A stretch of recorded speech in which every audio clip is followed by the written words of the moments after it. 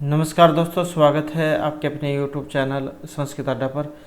दोस्तों, आज की जो वीडियो है इसमें हम जो यहाँ पर आपका जो एग्ज़ाम है TET, PET, PRT में, चाहे आपका CTET का एग्ज़ाम है, UGC नेट वाला एग्ज़ाम है या फिर कोई अन्य टेट वाला एग्ज़ाम है, तो ये जो क्वेश्चन आपके सभी एग्ज़ामों में काम आएंगे, क्योंकि इसी प्रकार के जो क्वेश्चन है आपके एग्ज़ामों में पूछे जाते हैं। और अगर आप हमारी इनसे पहले वाली वीडियो को देखना चाहते हैं तो इसे आप हमारे चैनल की प्लेलिस्ट में जाकर देख सकते हैं। और वीडियो शुरू करने से पहले अगर आपने अब तक हमारे चैनल को सब्सक्राइब नहीं किया तो सब्सक्राइब कर लीजिएगा। और आप हमारा जो टेलीग्राम ग्रुप है उसे भी आप ज्वाइन कर लीजिएगा, क्योंकि कई बार क्या है, वीडियो नहीं बनती है तो महत्वपूर्ण जो अपडेट होती है तो वो जो हम टेलीग्राम ग्रुप पर डाल देते हैं। तो महत्वपूर्ण अपडेट के लिए भी जो आप चैनल को सब्सक्राइब कर लीजिएगा। तो जिसमें हमारा जो यहाँ पर पहला जो क्वेश्चन आया है प्रवेशक और विस्कंभक से है, तो इनका उल्लेख नहीं है। तो यहाँ पर इनमें नहीं है मालती माधवम, रत्नावली, मुद्राक्षसम या कर्पूर मंजरी। और यहाँ पर जो सी आंसर है ऑप्शन आएगा डी वाला, तो जो कर्पूर मंजरी है। तो इसमें क्या डिटेल आई है उसको हम यहाँ पर देख लेते हैं। तो प्रवेशक और विस्कंभक का जो उल्लेख है राजशेखर कृत जो कर्पूर मंजरी, इसमें नहीं है। कर्पूर मंजरी जो है ये 4 अंकों का एक षटक नामक रूपक है, और षटक नाटक में प्रवेशक और विस्कंभक की योजना नहीं होती है। कर्पूर मंजरी जिसमें श्रृंगार रस का पुट सन्निहित है, अर्थात ये श्रृंगार युक्त षटक है। और इसे नायक इसके जो नायक हैं ये चंद्रपाल और नायिका कर्पूर मंजरी माने गए हैं, अर्थात ये इसमें है। और नायक धीर ललित और नायिका मुग्धा मानी गई है। तो इस प्रकार से जो ऑप्शन डी जो है यहाँ पर इसमें माना गया है। उसके बाद नेक्स्ट आ जाता है जो प्रासंगिक कथा दूर तक चलती है उसे क्या कहा जाता है? परकरी, पताका, प्रस्तावना या फिर जनांतिकम। तो जो प्रासंगिक कथा दूर तक चलती है उसको क्या कहा जाता है? तो उसको कहा जाता है पताका। तो जो प्रासंगिक कथा दूर तक जाएगी, दूर तक चलेगी, वह कहलाएगी पताका। रामायण में सुग्रीव व विभीषण का वृत्तांत ये पताका का उदाहरण है, क्योंकि वह दूर तक चलती है। उसके बाद नेक्स्ट आ जाता है न अस्ति जीवितानि अभिमतम यह जगति सर्वजंतु नाम।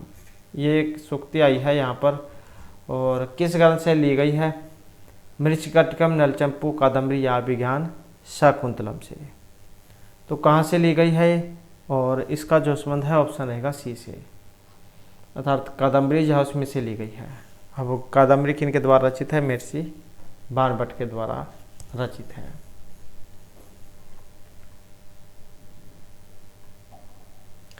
उसके बाद जो नेक्स्ट आ जाता है हमारा यहाँ पर एक शब्द आया है राष्ट्रीय। इसमें प्रत्यय बताना आपने कौन सा लगा है? ख, छ, घ या लय प्रत्यय। तो जैसे राष्ट्रीय शब्द हो गया। अब इसमें प्रत्यय कौन सा आया है? प्रत्यय है घ। तो घ जो उसका बाद इसको यह हो जाता है, तो राष्ट्रीय जो रूप है यहाँ पर ये बनता है। तो ये एक सूत्र है राष्ट्रावार पाराद घ को। तो ये वाला सूत्र जिससे घा होगा उसके बाद जो घा जो है उसको यह होगा, तब जाके बनेगा ये राष्ट्रीय। नेक्स्ट है नलचंपू। इसमें उच्छ्वास कितने हैं? अब ये भी आ जाता है नलचंपू की, इसमें उच्छ्वासों में है। उच्छ्वास कितने हैं, किन के द्वारा रचित है? तो इस प्रकार से बहुत से क्वेश्चन यहाँ पर आ जाते हैं। तो यहाँ पर उच्छ्वास 4, 7, 8 या फिर 10। और इनमें देखें तो जो ऑप्शन रहेगा बी वाला। तो 7 जो यहाँ पर इसमें माने गए हैं उच्छ्वास। अब किन के द्वारा रचित है? जो त्रिविक्रम भट्ट के द्वारा रचित है नलचंपू। तो और 7 इसमें उच्छ्वास है। राजा नल और दमयंती जो इनकी प्रेम कथा इसमें दिखाई गई है। जो जैसे नए से चरित्र उसमें राजा नल और जो दमयंती की कथा है ये उसी पर आधारित है। उसके बाद आ जाता है त्रिविक्रम भट्ट, जो इनकी रचना कौन सी है? रामायण, चंपू, तिलक, मदालसा, इनमें से कोई सी भी नहीं। तो त्रिविक्रम भट्ट जो इनकी यहाँ पर एक इनमें रचना मानी गई है, और कौन सी है? तो ये ऑप्शन बी वाला है, नल चंपू, मदालसा चंपू। तो ये 2 चंपू का वह जो इन्होंने लिखे हैं। जबकि रामायण चंपू ये भोजराज की रचना है और यश तीर्थ चंपू ये जैन जो कवि है सोमदेव सूरी इनकी रचना मानी गई है। उसके बाद नेक्स्ट आ जाता है दृश्यते न च यत्तर स्त्रीनवा पिन पयोधरा श्लोकांश किस ग्रंथ का है, क्योंकि ये श्लोक 84 के अंदर से जो लाइन है यहाँ पर ली गई है। तो ग्रंथ पूछा गया कहाँ से ली गई है, मृच्छकटिकम, नलचंपू, श्रृंगार शतकम या शिशुपाल वधम से। तो कहाँ से ये ली गई है और इसका संबंध देखें तो किससे है, ऑप्शन आएगा बी से। तो नलचंपू का जो है उसमें से ली गई है। राजा नल और दमयंती की प्रेम कथा जिसमें दिखाई गई थी। त्रिविक्रम बड़जा उनका है नलचंपू। और इसका जो प्रथम जो उच्छ्वास है उसमें से ये ली गई है। उसके बाद है संसार में दरिद्र के समान कौन नहीं है, म्यान विहीन तलवार, शोषक वृक्ष, पंखविहीन पक्षी या फिर दंतहीन सर्प। तो ये जो संसार है यहाँ पर इसमें दरिद्र के समान नहीं है और इनमें देखें तो जो ऑप्शन ए जो है म्यान विहीन तलवार, तो इसको यहाँ पर माना गया है। अब ये जो पंक्ति जो आई है यहाँ पर कहाँ से ली गई है, तो जो मृच्छकटिकम है इसका जो 5वां अंक है इसके 41वें श्लोक में आया है म्यान विहीन तलवार को दरिद्र के समान या नहीं बताया गया है। इसमें कहा गया कि संसार में पंखों से रहित पक्षी, सूखा वृक्ष, जल रहित सरोवर, दाढ़ उखाड़ा हुआ सांप और निर्धन व्यक्ति ये सब एक जैसे हैं। तो ये म्यान विहीन तलवार जो है यहाँ पर दरिद्र के समान इसमें नहीं है, क्योंकि ये सारे के सारे एक जैसे हैं। उसके बाद आ जाता है सिंधु हिंदू में ध्वनि परिवर्तन का कौन सा कारण है, लिपि दोष है, सादृश्य है, बल आघात है या फिर भौगोलिक है।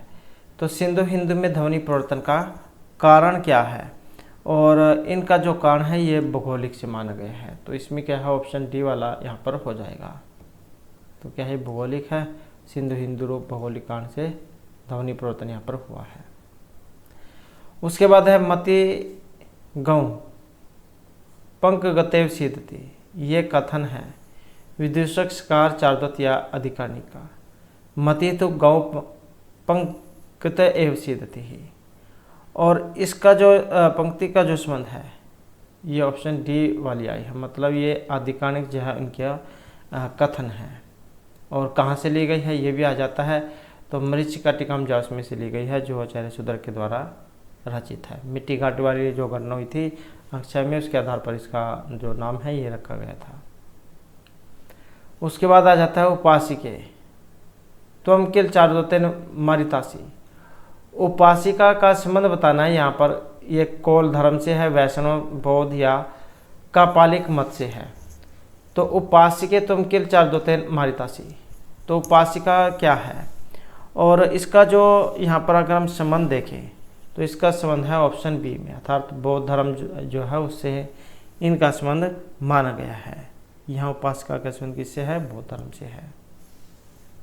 कहाँ से लिया गया है, मृच्छकटिकम से। कौन से, जो 10वें अंक से, क्योंकि मृच्छकटिक जो है इसमें कितने हैं, 10 अंक है।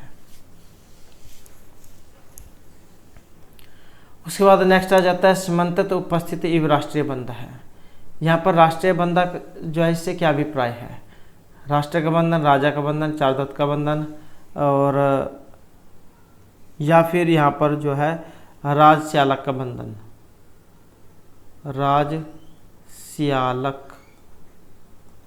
राजस्यालक का बंधन। तो राष्ट्रीय बंधन जो है इससे क्या अभिप्राय है और इसका जो अर्थ है ऑप्शन डी जो है इससे ही माना गया है, राजस्यालक का बंधन। तो यहाँ पर राष्ट्रीय बंधन से अभिप्राय क्या है, राजस्यालक का बंधन से है। और कहाँ से लिया गया है, ये भी मृच्छकटिकम जो है उसमें से लिया गया है, 10वें अंक में से, राजा का साला। नेक्स्ट है ऐसा कृति कोप्यंतर घटी का न्याय प्रसक्त विधि सुक्ति ली गई है। अब क्या है, सुक्ति आई है, ऐसा कृति कोप्यंतर घटी का न्याय प्रसक्त विधि। अभिज्ञान शकुंतलम मृच्छकटिकम नलचंपू या शिशुपाल वधम से। तो ये इस सुक्ति का संबंध बताना है कहाँ से है और इस सूक्ति का संबंध इनमें देखें तो ऑप्शन आएगा बी वाला। तो क्या है, ये भी जो मृच्छका टीकम है उसमें से ली गई है। और 10वां जो अंक है उसका जो 59वां श्लोक है उसके अंदर से आई है। इसका मतलब क्या, इसका अर्थ है कि कोप्यंतर अर्थात रहट, जो पुराना जो समय था, प्राचीन समय, उस समय जब बिजली के ट्यूबवेल नहीं होते थे, मोटर वगैरह नहीं होती थी, तब रहट होता था, एक इस तरीके से गोल होता था और इसमें ऊपर की साइड में जो है कुछ इस तरीके के जो बर्तन कह सकते हैं आप, एक वो लगे होते थे और इसके अंदर एक चक्कर होता था जिसे जो बैल जो होते हैं तो वे खींचते थे और ये जो है इस तरीके से गोल गोल घूमता था और इसमें से जो पानी है वो नीचे आता था। तो कहने का अर्थ है कि ये ट्यूबवेल जो होता है, ट्यूबवेल उसका काम करता था। तो कोप्यंतर अर्थात रहट के क्षुद्र घटों के अनुसरण में तत्पर यह दैव क्रीड़ा करता है। तो इस प्रकार से जो ये मृच्छका टीकम जो है इसमें से लिया गया है। उसके बाद नेक्स्ट आ जाता है जेयम। यहाँ पर आपने जो प्रत्यय बताना है, त्रिच है, यथ है, केलिमर है या फिर कत प्रत्यय है। तो जय में प्रत्यय कौन सा है, धातु कौन सी है, इस प्रकार से बहुत से जो क्वेश्चन है यहाँ पर इसमें आ जाते हैं। तो इसमें ऑप्शन रहेगा सी वाला। तो यथ तो यहाँ पर इसमें प्रत्यय है। और अब सूत्र कौन सा है, कौन सी धातु है, तो अचोयत ये एक सूत्र है और जे जाए यहाँ पर धातु है, जे धातु और इसमें यत प्रत्यय होकर जयम जा रूप ये बनता है। तो ये जो जे धातु जा जितने अर्थ में है और ये वाला सूत्र है अचोयत, जिससे यत होता है, जे धातु यत प्रत्यय और इसको गुण होकर जेयम रूप ये बनता है, जेयम चेयम नेयम। तो इस प्रकार के बनते हैं, जी यत जेयम ये हो गया, तो यत कहिया और इसके अंत में स्वर अथवा इसके अंत में पवर का कोई वर्ण हो तो उपधम्यकार हो जाता है। तो इसका गुण वगैरह होकर जाए बना है चेयम जेयम। अचोयत सूत्र है जो एग्जाम में कई बार पूछा भी जाता है कि यत करने वाला सूत्र कौन सा है। उसके बाद आ जाता है जो गात्री है, यहाँ पर सत्री है, अणुवूल है, ये अणुवूल होगा, अणुवूल है, त्रिच है या ल्यूट प्रत्यय है। तो गात्री में प्रत्यय कौन सा आया है, और प्रत्यय जो है यहाँ पर जो ऑप्शन डी वाला है, त्रिच प्रत्यय इसका माना गया है। गंत्री रूप आपने पढ़ा होगा, गम का गंत्री में। तो इस प्रकार से त्रिच जो प्रत्यय यहाँ पर इसमें ये लगा है। और किसी भी धातु के अनंतर त्रिच जो है, त्रिच का त्रिशेष बचेगा। ये जो जितने भी चाहे यहाँ पर त्रिच है या कोई अन्य भी है, तो कहने करते हैं कि जहाँ पर भी ये हलंत होगा तो इसका क्या है, लोप हो जाएगा, इसको हो जाएगा लोप। और इससे पहले वाले अक्षर होते हैं, आधा अक्षर हो गया, ये हलंत हो गया, तो ये इनका लोप हो जाता है। तो उस धातु से सूचित कार्य के करने वाले एजेंट के अर्थ में इसको लगाया जाता है। तो गम धातु, त्रिच प्रत्यय, गंत्री, गात्री, इस प्रकार से रूप बनते हैं। उसके बाद आ जाता है जो ज्ञा धातु है, यहाँ पर जानने अर्थ में, और प्रश्न पद के लिट लकार के उत्तम पुरुष और एक वचन का रूप चयन में क्या होगा। तो ज्ञा धातु है यहाँ पर जानने अर्थ में, और किस में है, प्रश्न पद में। अब धातु दो प्रकार की होती है, एक तो यही वाली है प्रश्न पद, और एक जो है आत्मने पद होती है, एक प्रश्न पद और दूसरी आत्मने पद। लिट लकार उत्तम पुरुष एक वचन में क्या रूप बनेगा, और इसका देखें तो जो है ऑप्शन सी वाला ये बनेगा इसका ज्ञास्यामी। ज्ञा का मतलब जानना, और लेट उत्तम पुरुष एक वचन में रूप ये बनता है। उसके बाद जो नेक्स्ट आ जाता है यहाँ पर शक मतलब समर्थ होना। धातु के लट लकार में मध्यम पुरुष और एक वचन का जो रूप है क्या कौन सा बनेगा। शक धातु समर्थ होना अर्थ में, लट लकार मध्यम पुरुष और एक वचन का रूप कौन सा बनेगा। तो इनका जो रूप है यहाँ पर बनेगा ऑप्शन बी वाला। तो ये शकनोसी जो है ये इसका बनेगा। उसके बाद जो नेक्स्ट क्वेश्चन आ जाता है यहाँ पर भक्तिवादी जो स्थापक जो ये पूछा गया है, अभिनव गुप्त है, शंकुक है, भट्टरोलट है या भट्टनायक है।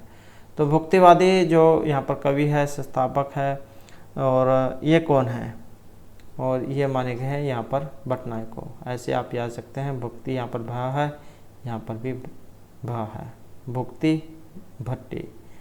तो कुछ इस प्रकार से जो आप मिलान करके इनको याद रख सकते हैं। तो भुक्तिवाद के संस्थापक भट्टनायक, और जो भट्टलोलट है इनको उत्पत्तिवाद, और शंकुक को अनुमतिवाद, और अभिनव गुप्त को व्यक्तिवाद के संस्थापक माना गया है। और ये क्वेश्चन हाल ही में भी जब पूछा गया था, तो वेरी वेरी इंपॉर्टेंट क्वेश्चन जो यहाँ पर हो जाता है।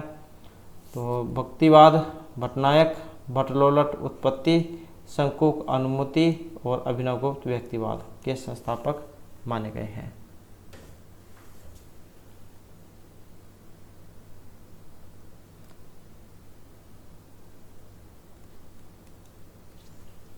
ये संस्थापक हो जाएगा।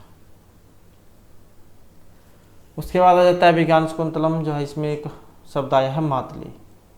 कण्व शिष्य है, तपस्वी है, द्वारपाल है, ये इंद्र के सारथी है। तो मातली कौन है?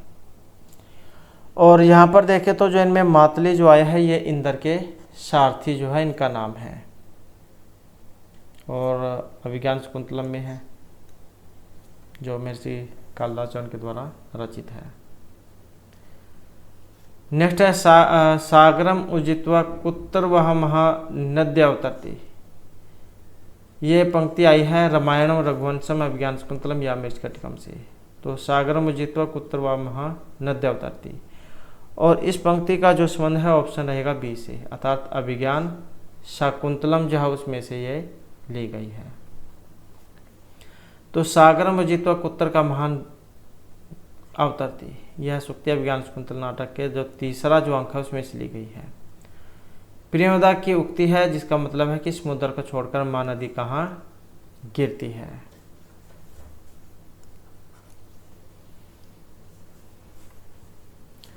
उसके बाद नेक्स्ट आ जाता है उच्चर्यात्वाद तदेकत्र स्थाने तालुरम दादादी के सादृश्यम व्यंजन से उच्चते। तो यहाँ पर भी एक ये जो पंक्ति जो है रिक्त स्थान की पूर्ति आपने करनी है, यहाँ पर क्या आएगा इसमें। और अनुप्रास जो अलंकार जो है उसमें से आया है छेक अनुप्रास, श्रुति, वृत्ति या अंत्यनुप्रास। और इस पंक्ति का जो यहाँ पर इनमें संबंध, और यह ऑप्शन सी में श्रुति अनुप्रास में। तो श्रुति अनुप्रास जो है उसका उदाहरण यहाँ पर माना गया है। तो ये जो पंक्ति है श्रुति अनुप्रास की अर्थात तालु, कंठ, मूर्धा, दंत आदि एक स्थान में उच्चरित होने वाले व्यंजनों की क्षमता को श्रुति अनुप्रास कहा जाता है। ये जो आया है यहाँ पर तालुर आदि के सादृश्यम व्यंजन से उच्चते। नेक्स्ट है यहाँ पर पर्णमामी। पर्णमामी जो है रिक्त स्थान में कौन से पद का प्रयोग होगा? सदाशिव, सदाशिवाय, सदाशिवेन या सदाशिवात। तो पर्णमामी रिक्त स्थान में कौन से पद का प्रयोग होगा? और इसमें देखें तो जो ऑप्शन सी है सदाशिवाय, इसका जो है यहाँ पर इसमें प्रयोग होगा।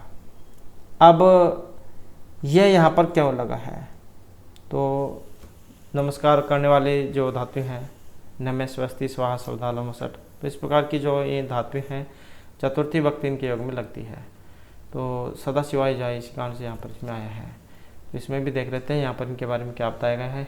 सदाशिवाय पद का प्रयोग होगा नमस्कार अर्थ वाली प्रणिमत अर्थात प्रणाम करने वाली जो धातु हैं, साथ नमस्कार का द्वितीय चतुर्थी दोनों में प्रयोग होता है। तो ये जो है यहाँ पर द्वितीय तो कोई नहीं है इसमें, तो चतुर्थी भक्ति यहाँ पर इसमें हो जाएगी। नेक्स्ट है चमरी हंती से पूर्व रिक्त स्थान में कौन से पद का प्रयोग होगा? केशान, केशभ्य, केशय या केशेशु। तो चमरी हंती जो है यहाँ पर विभक्ति कौन सी लगेगी, यही जो है इसमें पूछा गया है।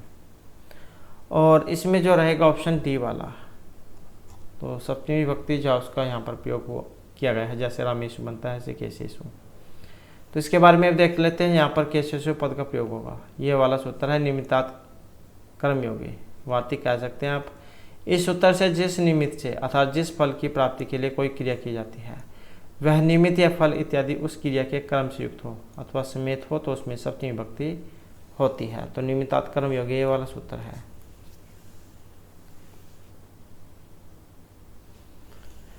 नेक्स्ट आ जाता है भक्ति ही कल्पते, उचित पद द्वारा एक स्थान की पूर्ति कीजिए। ज्ञानम, ज्ञानाय, ज्ञाने या ज्ञानात्। यहाँ पर भी सेम वैसे ही है। और इसमें कौन सा आएगा यहाँ पर, और इसमें देखें तो ऑप्शन जो है सी वाला आएगा। तो यहाँ पर भी चतुर्थी विभक्ति जो सी का प्रयोग किया गया है।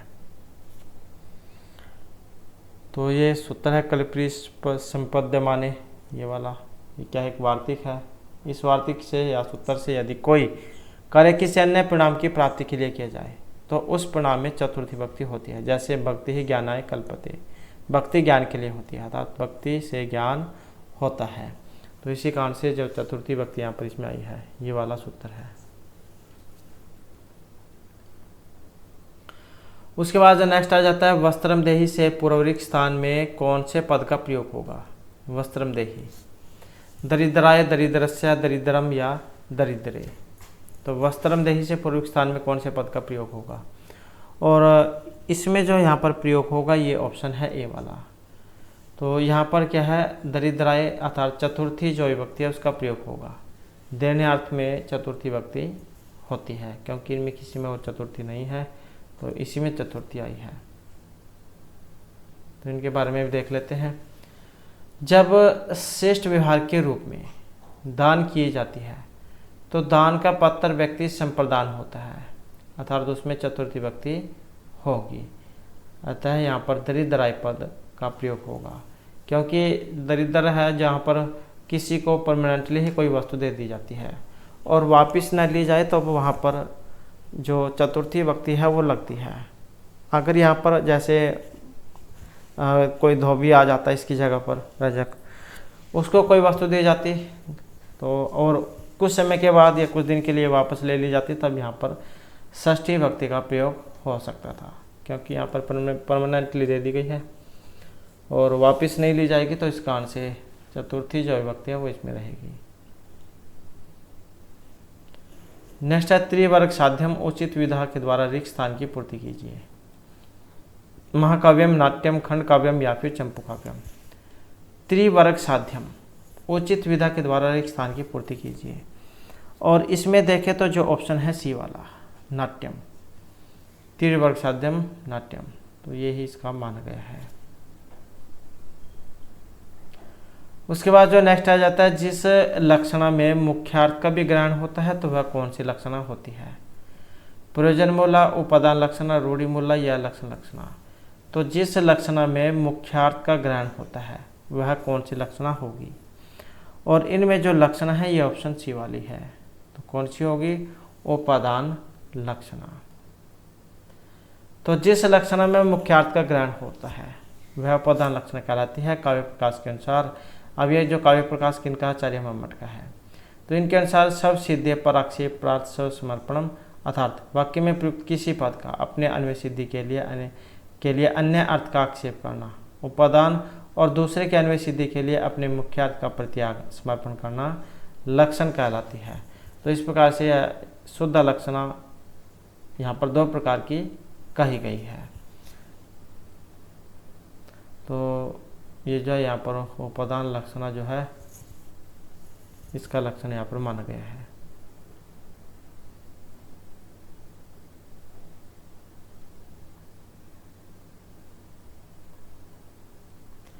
उसके बाद है प्राचीनतम महाकाव्य कौन सा है। कुमार संभव है, भूचरितम है, किरातार्जुनीय है या फिर जानकी हरणम है। तो इनमें प्राचीनतम कौन सा है, और यहाँ पर जो ऑप्शन ए वाला है कुमार संभवम, इसी को प्राचीन माना गया है और जो महर्षि कालिदास उनके द्वारा ये रचित है और लघुत्रय में आता है। तो कुमार संभव क्या है, प्राचीनतम महाकाव्य है। भूचरितम के रचनाकार है अशोक घोष, कुमार संभव के रचनाकार महर्षि कालिदास, किरातार्जुनीय के रचनाकार महर्षि भारवी, और जानकी हरण के जो है रचनाकार है कुमारदास। विक्रमादित्य नामक जो सम्राट है 57 ईस्वी जिनका समय माना गया है, इसी पूर्व में विद्वान को कालिदास का असरदाता माना गया है।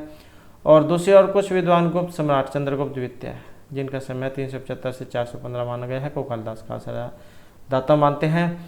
और जो अशोक घोष को सम्राट कनिष्क जिनका समय 78 ईस्वी माना गया है कि इस समय का विद्वान मानते हैं। तो इस प्रकार से सही उत्तर जो है ये अलग अलग है। वैसे आप जो है यहाँ पर ये ऑप्शन ए वाला जो है इसको माना गया है। तो इस प्रकार जो समय जो किसी में पूछ लिया जाता है तो ये कुछ विवाद वाले जो क्वेश्चन हो जाते हैं, क्योंकि किसी के बारे में लगभग में जो पूछा जाता है। नेक्स्ट आ जाता है अधोलिखित रूपकों में कौन सा रूपक प्राचीनतम है। मृच्छकटिकम है, मुद्राक्षसम है, अभिज्ञान शकुंतलम है या सारिपुत्र प्रकरणम है। तो कौन सा जो रूपक है यहाँ पर इनमें प्राचीनतम माना गया है, और इसमें माना गया है शूद्रक के द्वारा जो रचित है मृच्छकटिकम। तो यहाँ पर मृच्छकटिकम के जो अंत्य साक्ष्य है इनके आधार पर अगर हम देखें तो यह भास जो है इनका समय जो है 450 ईस्वी के पूर्व के बाद और कालिदास का प्रथम शताब्दी ईस्वी पूर्व से पूर्व की रचना मानी गई है। किंतु मृच्छकटिकम के रचना काल के विषय में मुख्यतः दो बातें जहाँ वो प्रचलित है। ईसा पूर्व प्रथम शताब्दी और छठी शताब्दी ईस्वी। इस प्रकार कालिदास के विषय में भी दो मत है। ईसा पूर्व प्रथम शताब्दी अर्थात 57 ईस्वी पूर्व और चौथी 5वीं शताब्दी 375 से 415 ईस्वी पूर्व। तो इस प्रकार के जो उत्तर होते हैं वो जो आयोग जो होता है एग्ज़ाम लेने वाला उसके ऊपर कुछ निर्भर करता है कि इनमें कौन सा सही आंसर माने। तो यहाँ पर जो है वैसे देखें तो ऑप्शन ए जो है मृच्छकटिकम इनको माना गया है। उसके बाद आ जाता है तमोगुण का प्रयोजन। प्रवृत्ति है, नियमन है, प्रकाश है या विषाद है। तो 3 गुण होते हैं सत्व, रज और तम। तो ये तमोगुण किस प्रकार का है, और इसको जो माना गया है नियमन वाला। तो गुण 3 है सत्व, रज और तम। तो तमोगुण नियमन है और भारी एवं प्रमादक होता है, अर्थात नीचे की ओर गमन करने वाला से माना गया है। नेक्स्ट है सप्रिय धातु के प्रयोग में जिसकी स्प्रिय होती है वह विभक्त होता है। सब या आप कह सकते हैं कि सप्रिय धातु के योग में कौन सी विभक्ति का प्रयोग होता है, कौन सा सूत्र होता है। द्वितीय, तृतीय, चतुर्थी, पंचमी कौन से वाली है। और यहाँ पर देखिए तो जो ऑप्शन है डी वाला, चतुर्थी विभक्ति का प्रयोग होता है सप्रिय धातु के योग में। अब इसके बारे में जो सूत्र है वो देख लेते हैं। तो यहाँ पर ये सूत्र है सप्रिय ईप्सित है। सप्रिय और चाहना इस प्रकार के अर्थ में इसका प्रयोग होता है। तो सप्रिय धातु जो इसके योग में जिसे चाहा जाए उसमें संप्रदान कारक चतुर्थी विभक्ति होती है, तो संप्रदान संज्ञक होता है और संप्रदान कारक में चतुर्थी विभक्ति का प्रयोग होता है। तो इस प्रकार से सप्रिय ईप्सित जो है इसमें चतुर्थी विभक्ति चाहिए लगती है। उसके बाद नेक्स्ट आ जाता है मांडुक्याकारिका। ये रचना है धर्मकीर्ति, प्रशस्तपाद, गौड़पाद या कुमारदास की। तो इस प्रकार की जो रचना है ये ऑप्शन बी वाला रहेगा यहाँ पर। तो गौड़पाद जो उनकी रचना यहाँ पर ये मानी गई है। और ये जो अथर्ववेद है, जो अथर्व ऋषि के नाम पर जिनका नाम पड़ा है अथर्ववेद, तो ये उसमें आती है मुंडक उपनिषद, मांडुक्य उपनिषद। तो यहाँ मांडुक्याकारिका पूछा गया। मांडुक्याकारिका ये गौड़पाद की है और मांडुक्य उपनिषद पर गौड़पाद द्वारा रची गई मांडुक्याकारिकाएं अद्वैत वेदांत की आधारशिला मानी गई है। और इस ग्रंथ को आगम शास्त्र, मांडुक्य वार्तिक और वेदांत मूल अनेक प्रकार के नामों के द्वारा अभिहित किया गया है। उसके बाद क्वेश्चन आ जाता है संस्कृत भाषा है। ये भी क्वेश्चन जो बहुत बार एग्जाम में आता है। संस्कृत भाषा अयोगात्मिका है, प्रश्लिष्ट योगात्मिका, श्लिष्ट योगात्मिका या अश्लिष्ट योगात्मिका है। तो संस्कृत भाषा कैसी है, और संस्कृत भाषा जो है इसको श्लिष्ट योगात्मिका माना गया है। नेक्स्ट है मम्मट के मत में मध्यम काव्य है। अब आचार्य मम्मट जो इन्होंने काव्य 3 प्रकार के माने थे, ध्वनि, गुणीभूत, चित्र काव्य। तो ये मध्यम बीच वाला कौन सा है, शब्द, गुणीभूत, ध्वनि या वाच्य चित्र। शब्द चित्र भी आ जाता है, वाच्य चित्र, निमन काव्य, अधम काव्य।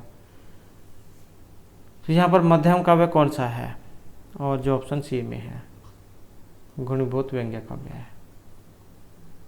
तो मध्यम काव्य को गुणीभूत व्यंग्य काव्य कहा गया है।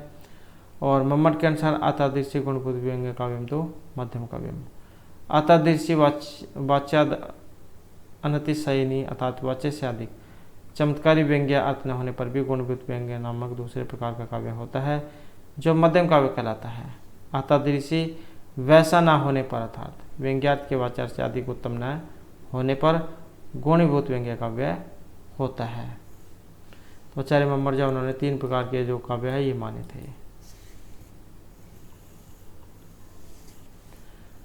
नेक्स्ट है परलिंग द्वंद्व तत्पुरुष उदाहरण नहीं है, तो ये पुल्लिंग होगा शायद, यहाँ पर पुल्लिंग द्वंद्व तत्पुरुष का एक उदाहरण नहीं है। सीताराम अर्धपिपली कुक्कट म्यूरो या कुक्कट म्यूरो, तो कौन से वाला है, तो नहीं में पूछा गया यहाँ पर द्वंद्व तत्पुरुष का एक उदाहरण, और इनमें जो नहीं है जो ऑप्शन ए वाला है सीताराम हो।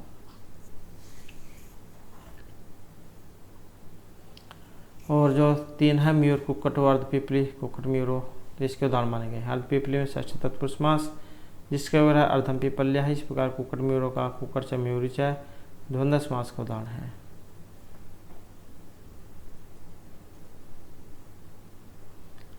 उसके बाद है तात्पर्य वृत्ति ये स्वीकार की गई है अन्यथा विधानवादियों के द्वारा, ध्वनिवादी, अभितानिवादी या ध्वनि विरोधियों के द्वारा। तो ये जो तात्पर्य वृत्ति जो है ये स्वीकार की गई है, और इसको जो स्वीकार किया गया है ये ऑप्शन सी वाले हैं,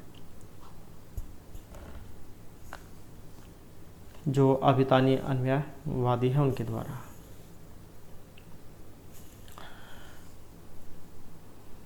नेक्स्ट आ जाता है दीर्घ सक्त है, इसमें समास है तत्पुरुष, बहुब्री, द्वंद्व या अभिभव समास। तो दीर्घ सक्त है में समास कौन सा है, और यहाँ पर जो समास आया है ऑप्शन रहेगा बी वाला, तो कौन सा है, बहुब्री समास का यहाँ पर इसमें प्रयोग हुआ है। बहुब्री समास कहाँ पर होता है, जहाँ पर न पूर्व न उत्तर बल्कि अन्य पद प्रधान होता है। और इसका विग्रह क्या बनेगा, दीर्घ शक्ति नियस्य है, अनेकम अन्य पदार्थीय सूत्र है जिसे बहुब्री समास होता है। नेक्स्ट है द्वंद्व की सूत्र से पूर्व प्रयोग का उदाहरण कौन सा है, इस कृष्णो शिवकेशव राजदंतम या हरिहरव। तो द्वंद्व की सूत्र से पूर्व प्रयोग का उदाहरण कौन सा है, और इस सूत्र का जो यहाँ पर इनमें संबंध है ऑप्शन सी से माना गया है, तो ये हरिहरव का उदाहरण है। द्वंद्व की इस सूत्र का भावार्थ, द्वंद्व समास में घी संज्ञा का प्रयोग पहले होता है।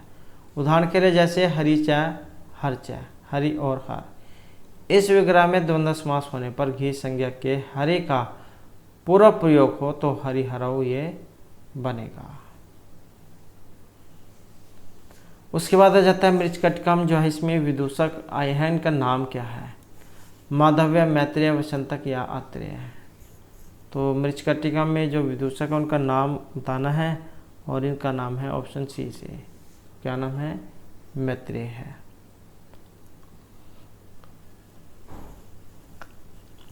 अब इसके अलावा जो और अन्य हैं वे भी महत्वपूर्ण हो जाते हैं, जैसे मृच्छकटिकम जो है इसका तो मैत्रेय हो गया। अब जो वसंतक है ये शपनवादत्तम का है, माधव्य जो है ये अभिज्ञान शकुंतलम का विदूषक है। तो इनका ये भी एग्जाम में जो है आ जाते हैं। उसके बाद है मांस वृक्ष एवं बुखेर भाराक्रांता वसुंधरा।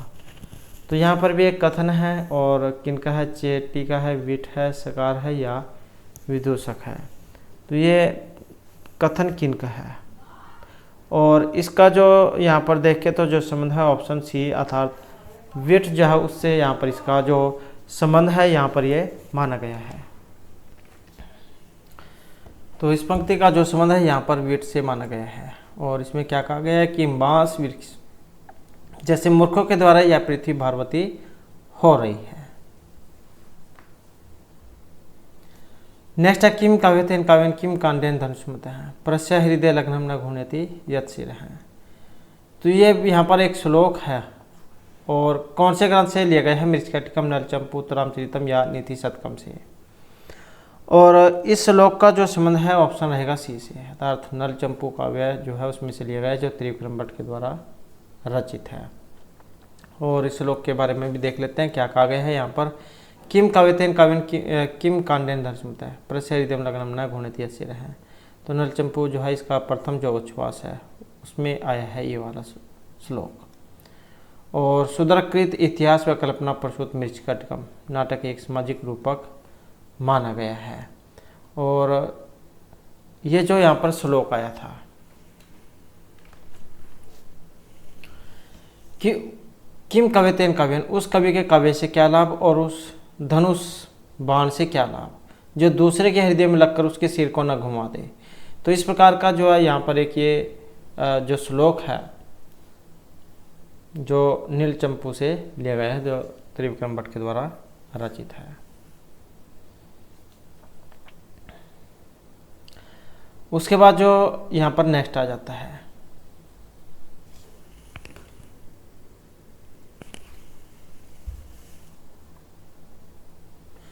अर्थों ही कन्या प्रक्रियता मध्य संप्रेष्य परिगृहित हो जातु मम विषय प्रकाम पर अर्पित न्यासी अंतरात्मा। यहाँ पर भी एक श्लोक है और इसमें पूछा गया छंद उपजाति है, इंद्र वज्र है, शिखानी है या फिर उपेंद्र वज्र छंद है। तो यहाँ पर इसमें छंद कौन सा है, और छंद को देखें तो यहाँ पर ऑप्शन ए वाला माना गया था। तो उपजाति जो छंद है उसको माना गया है, और इंद्र वज्र और उपेंद्र वज्र उनका मिश्रण होता है, ये उपजाति छंद।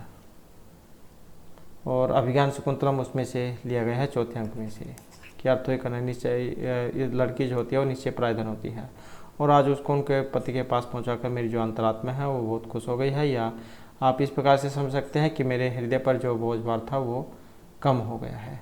जैसे कोई व्यक्ति किसी के धरोहर जो होती है धन उसको अपने पास रख लेता है, जो उसे कुछ समय के बाद वापस जा लौटाना पड़ता है, तो और उनके ऊपर बोझभार भी रहता है कि इसको कोई उठाना ले, कम ना हो जाए। तो इस प्रकार के बहुत से पर्सन जो उनके मन में रहते हैं, लेकिन जब वो उसके स्वामी को जो वास्तविक मालिक है उनको सौंप देता है तो उसके हृदय पर जो भार होता है कि भाई इसको कोई उठाना ले, कम ना हो जाए। तो इस प्रकार से जहाँ बहुत से बोझ भार रहता है और उसको देखकर वो सारा उतर जाता है। तो इस प्रकार से जहाँ यहाँ पर इस श्लोक के माध्यम से शकुंतला के विषय में कहा गया था। तो इसका अर्थ यहाँ पर इस श्लोक का क्या है कि कन्वस्तु दूसरे का ही धन है, आज उसे पति के पास बेच कर मेरी अंतर मन उसी प्रकार से अत्यंत स्वच्छ और प्रसन्न हो गया जैसे कि किसी धरोहर को न्यासकर्ता को लौटा देने वाले व्यक्ति का मन हो जाता है। तो इस श्लोक में रूपक और उत्प्रेक्ष अलंकारों की संशिष्टि है, यहाँ कोई श्रुति उपमा मानते हैं। और इसमें उपजाति छंद है, और उपजाति उस वृत्त को कहा जाता है जो इंद्र और उपेंद्र वज्र का मिश्रण होता है। उसके बाद है तपोधनम न वेत्सी माम उपस्थितम। तपोधनम में समास है, तत्पुरुष अव्यभाव द्वंद्व या बहुव्रीहि समास। तपोधनम न वेत्सी माम उपस्थितम कि तपोवन में आई हुई जो तुम उसको नहीं देख रही हो या मेरी तरफ तुमने ध्यान नहीं दिया है। तो इस प्रकार का एक ये यहाँ पर पंक्ति आई है अभिज्ञान शकुंतलम जो उसमें से है। अब ये तपोधनम इसमें समास है, तत्पुरुष द्वंद्व बहुव्रीहि अव्यभाव समास, और इसमें है ऑप्शन डी वाला। तो ये बहुव्रीहि समास यहाँ पर इसमें माना गया है। तो इसके बारे में भी यहाँ पर देख लेते हैं बहुव्रीहि समास। तो इसका विग्रह रहेगा तप है एव धनम यश है, तपोधनम। तपोधनम अर्थात तप ही है जिसका धन, ऐसा तपस्वी। यहाँ पर समानाधिकरण बहुव्रीहि समास है, जिस बहुव्रीहि समास के दोनों पदों में समान विभक्तियां हों तो उसे समानाधिकरण बहुव्रीहि समास कहते हैं।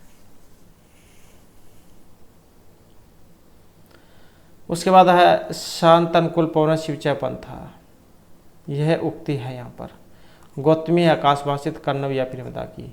शांत अनुकूल पवन शिवचय पंथा, यहाँ पर जब शकुंतला जो अपने पति घर को जाने वाली होती है तब यहाँ पर कुछ बातें कही जाती है कि जब तुम जिस रास्ते से जाओगे, मार्ग से जाओगे, वो रास्ता सही हो और बीच में क्या है किसी भी चोर उचक्कों का कोई डर ना हो, और सही से तुम जहाँ पर तुम्हें पहुँचना है तुम वहाँ पर चले जाओ। तो अर्थात तुम्हारा जो यात्रा है वो मंगलकारी हो, कल्याण करने वाली हो। तो ये जो पंक्ति थी यहाँ पर उक्ति, इनमें से जो किन की है, ये चौथा अंक जो उसमें से है, और ये जो ऑप्शन सी वाली आकाश भाषित यहाँ पर इसमें मानी गई है। तो आकाश भाषित अर्थात आकाशवाणी के द्वारा ये सूचना दी जाती है। तो इसके बारे में जो डिटेल तो यहाँ पर एक श्लोक जो आया था ये, जिसमें जो इसके बारे में बताया गया था कि इस शकुंतला का जो मार्ग है वो कमलियों से हरे सरोवरों के द्वारा, रमणीय मध्य भाग वाला, छाए वाले वृक्षों के द्वारा और सूर्य किरणों के संताप से रहित, कमलों के पराग के द्वारा और कोमल धूलि से युक्त, शांत एवं अनुकूल वायु वाला और मंगल करने वाला हो। तो इस प्रकार से जब शकुंतला जब उनकी विदाई होने वाली होती है तब ये आकाशवाणी होती है। तो अर्थात तुम्हारी जो यात्रा है वो मंगलमय हो, इस प्रकार की बातें यहाँ पर कही गई थी। नेक्स्ट आ जाता है ओदकांतम स्निग्ध जना अनुगंतव्यम। यहाँ पर भी एक कथन है, ओदकांतम स्निग्ध मतलब जो सगे संबंधी जो होते हैं उनको छोड़ने जाने चाहिए कहाँ तक, जहाँ तक बाहर पानी हो, तालाब पानी वहाँ तक। तो इस प्रकार का कथन है सारंगराव, गौतमी, शार्दवत या प्रियमदा का। और इसका जो संबंध है ऑप्शन जो है ए से माना गया है। सारंगराव जो है उनका यहाँ पर एक कथन है। और सारंगराव के द्वारा यहाँ पर क्या कहा गया है कि हे भगवान, जल दिखाई देने तक विदा के समय प्रिय व्यक्ति का अनुसरण करना चाहिए, अर्थात प्रियजनों को विदा देते समय जलाशय तक ही उनके साथ जाना चाहिए। और यही अभिज्ञान शकुंतलम का जो चौथा अंक है इसमें दिखाया गया है। उसके बाद है शकुंतला के गर्भ में दुष्यंत का तेज पल रहा है। महर्षि कर्ण को ये कैसे पता चला था? गौतमी के द्वारा सूचना दी गई थी, अनसुया प्रियोदा के द्वारा, कर्णव के तपोबल के द्वारा या ऐश्वर्य ने छंदोमय वाणी के द्वारा। जब महर्षि कर्णव जो है ये शकुंतला के अनिष्ट निवारण करने के लिए गए हुए थे, तब जहाँ आकाशवाणी होती है कि शकुंतला जो है उन्होंने गंधर्व विवाह कर लिया है और वो गर्भवती भी हो गई है। तो इस प्रकार की जो बातें हैं ये आकाशवाणी के द्वारा उन्हें दी जाती है। उसके बाद है का नाम उष्ण उदकेन न मालिकाम सिंचती। यह भी यहाँ पर एक कथन है, उसी में से है विज्ञान शकुंतलम में से।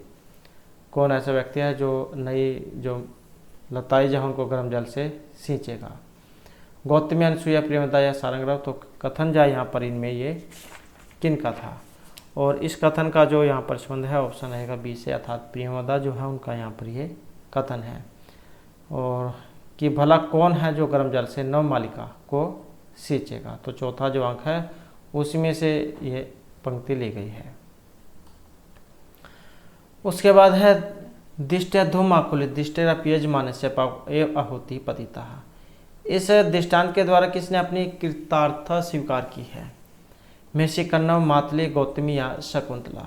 तो दिष्टया धूम आकुलित दिष्टेरा यजमानस्य पाव एव आहुति पतिता।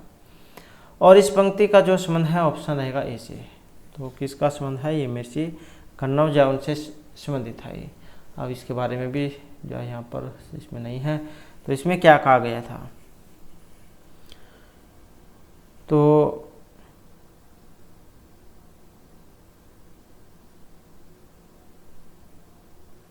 ये जो पंक्ति जो है इसके द्वारा महर्षि कर्ण ने जो है अपनी जो कृतार्थता वो स्वीकार की थी।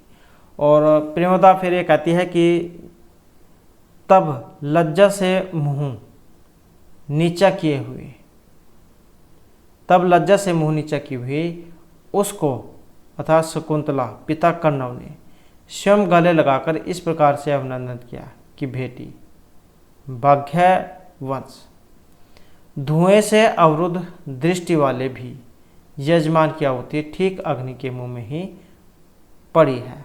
अर्थात जैसे इसका जो मतलब आप एक इस प्रकार से समझ सकते हैं, जैसे कोई लड़की है, अब परिवार वाले जब उसका रिश्ता करते हैं, शादी करते हैं अच्छा परिवार देखकर, तो कई बार क्या होता है जो लड़की जाओ लव मैरिज कर लेती है और वो जब मैरिज कर लेती है तो वो ऐसा है मतलब क्या पढ़ा लिखा और नौकरी पेशे वाला और वो भी सरकारी, तो इस प्रकार का जो लड़का वो देख लेती है जिससे वो शादी कर लेती है। तो यहाँ पर वो सेम ऐसी ही बात कुछ कही गई है कि वैसे तो उनके जो परिवार वाले हैं वो लड़के को देखते कोई अच्छा नौकरी पेशे वाला मिलना था या ना मिलना था वो तो अलग बात थी, लेकिन जो लड़की है उन्होंने सेम वैसी ही कंडीशन जैसे घर के वाले जो देख रहे थे तो वैसी ही कंडीशन जो है के अनुसार इसने विवाह कर लिया है। तो वही बात यहाँ पर इसमें कही गई है कि ये जो काम जो लड़की वालों को लड़का ढूंढने के लिए करना था वो जो लड़की ने स्वयं कर लिया। तो यहाँ पर ये कहा गया है कि वाक्यांश, धुएं से अवरुद्ध दृष्टि वाले भी यजमान की आहुति ठीक अग्नि के मुख में ही पड़ी है, कि जैसे देख रहे थे वैसे ही हो गया है। नेक्स्ट है जटावी तापस्य में तृतीय भक्ति हुई है। ये नाग विकार है पर की तृतीय कर्तृकर्णियों तृतीय यह थम्भूत लक्षण सूत्र के द्वारा। तो जहाँ पर किसी कोई हाव भाव जो होता है, लक्षण जो होते हैं, जैसे ये जटाएं हैं, तपस्वी है, तपस्वी कोई होता है उसकी जटाएं बड़ी बड़ी होती हैं, या कोई पुलिस वाला, आप इसको छोड़कर उदाहरण, अगर कोई आप पुलिस वाला कोई व्यक्ति है उसको अगर आप लो तो उसकी पहचान आप करोगे, उसकी जो ड्रेस जो है वो अलग कलर की होगी। ऐसे ही कोई डॉक्टर है, वो वाइट कलर का जो कोट है वो डालता है। तो कहने का अर्थ है कि शरीर के कोई हाव भाव जो होते हैं जिसे आप देखकर एकदम से पहचान लो कि ये फलाना फलाना व्यक्ति है, ड्रेस कोड एक तरह से। तो वही है यहाँ पर भी, जो तपस्वी है उसकी पहचान कैसी हुई कि उसके बड़े बड़े बाल थे। तो इसी कारण से इसमें तृतीय व्यक्ति हुई है। वो यहाँ पर इसमें जो सूत्र है वो पूछा गया है। और सूत्र को देखें तो जो ऑप्शन डी वाला है तम्भूत लक्षण, ये यहाँ पर इसमें लगेगा। तो यहाँ पर भी वही कही गई है कि जब कोई विशेष चिन्ह से कोई व्यक्ति पहचाना जाता है, ज्ञापित होता है, तब जिस चिन्ह से यह ज्ञापित हो उसमें तृतीय व्यक्ति होती है। जटाओं से जहाँ यहाँ पर तपस्वी मालूम पड़ता है तो तम्भूत लक्षण सूत्र ये लगेगा। नेक्स्ट है महर्षि पाणिनि ने किस विश्वविद्यालय से शिक्षा ग्रहण की थी? नालंदा, अदंतपुरी, तक्षशिला या वल्लभी। तो कहाँ से की थी? और यहाँ पर जो माना गया है ऑप्शन बी वाला, तो तक्षशिला जो प्राचीन विश्वविद्यालय माना गया है वहाँ से शिक्षा ग्रहण की थी। तो इनके बारे में भी जो डिटेल वो देख लेते हैं। महर्षि पाणिनि ने तक्षशिला जो विश्वविद्यालय वहाँ से शिक्षा ग्रहण की थी। और जो महर्षि पाणिनि है इनके द्वारा लिखा गया है अष्टाध्यायी, 8 अध्याय इसमें माने गए हैं, 4000 सूत्र हैं। और इसके साथ ही उन्होंने धातु गण, लिंग अनुशासन, इनकी भी जो रचना है ये की है।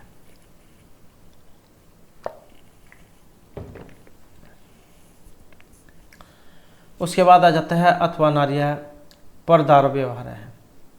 यहाँ पर ये कथन है तापसी, मातली, गौतमी या दुष्यंत का। तो ये यहाँ पर किनका है? और इसमें देखें तो जो है ऑप्शन डी वाला राजा दुष्यंत उनका है। अब यहाँ पर अगर हम ये उदाहरण देखें तो इससे हमें मालूम पड़ता है कि अभिज्ञान शाकुंतलम जो उसमें से लिया गया है। इसमें क्या कहा गया है कि पर स्त्री के विषय में बात करना अशिष्टता है, अथवा अनार्य पर दारा व्यवहार है। दूसरे की जो स्त्री होती है उसके बारे में सोचना, बातें करना गलत है। तो ये राजा दुष्यंत जो उनका कथन है। उसके बाद आ जाता है हन धातु, लट लकार प्रथम पुरुष और द्विवचन का रूप कौन सा है? इसमें हन हिन सौगत्य धातु है ये। अब लट लकार प्रथम पुरुष और द्विवचन में बताना है। और इसमें कौन सा है? जो ऑप्शन देखें तो जो सी वाला है, हंती हता घ्रंथि, इस प्रकार से रूप बनते हैं।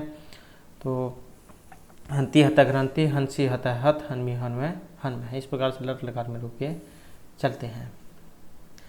तो यही जो आज की हमारी क्लास और महत्वपूर्ण क्वेश्चन थे। और नेक्स्ट वीडियो होगी इसमें हम आपके लिए नए जो महत्वपूर्ण क्वेश्चन लेकर आएंगे। और हमारे साथ अंत के लिए धन्यवाद।